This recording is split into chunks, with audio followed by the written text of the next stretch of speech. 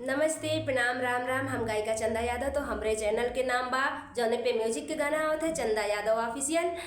और देहाती गीत दीपचंद इंटरटेनमेंट के आप लोग सर्च करी हैं। तो आज बड़ा ही प्यारा गीत आप लोगन के बीच में लेके आओ थी। तो अच्छा लगी तो कमेंट करके ज़रूर बताइए आप लोग।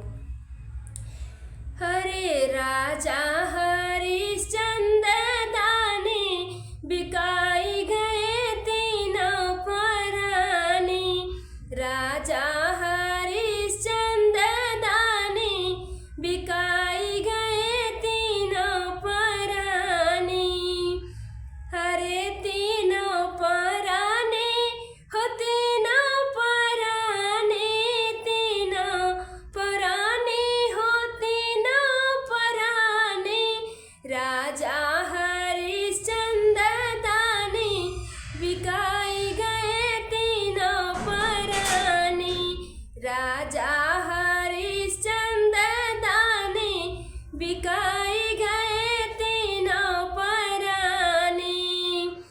अरे बागों भी बिक गए, बगीचों भी बिक गए, बागों भी बिक गए, बगीचों भी बिक गए, बागों भी बिक गए, बगीचों भी बिक गए, बागों भी बिक गए, बगीचों भी बिक गए।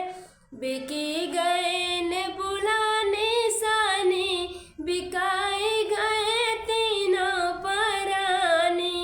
बिकी गए ने बुलाने सानी बिकाई गए तीनों परानी। राजा हरिश्चंद्र दानी बिकाई गए तीनों परानी। राजा हरिश्चंद्र दानी बिकाई गए तीनों परानी।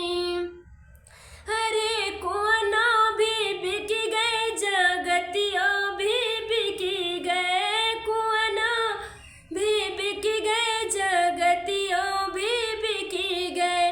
बिकी गए घैला निशानी बिकाई गए तीनों परानी। बिकी गए घैला निशानी बिकाई गए तीनों परानी। राजा हरिश्चंद्र दानी बिकाई गए तीनों परानी। राजा हरिश्चंद्र दानी बिकाई गए तीनों परानी।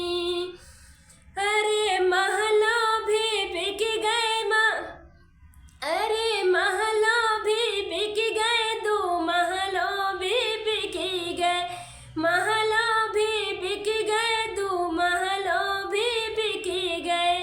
बिकी गए खिड़की निशानी बिकाई गए तीनों परानी। बिकी गए खिड़की निशानी बिकाई गए तीनों परानी। राजा हरिश्चंद्र दानी बिकाई गए तीनों परानी। राजा हरिश्चंद्र दानी बिकाई गए तीनों परानी। कुआनों भी बिक गए, जगतियों भी बिक गए, कुआनों भी बिक गए, जगतियों भी बिक गए। बिकी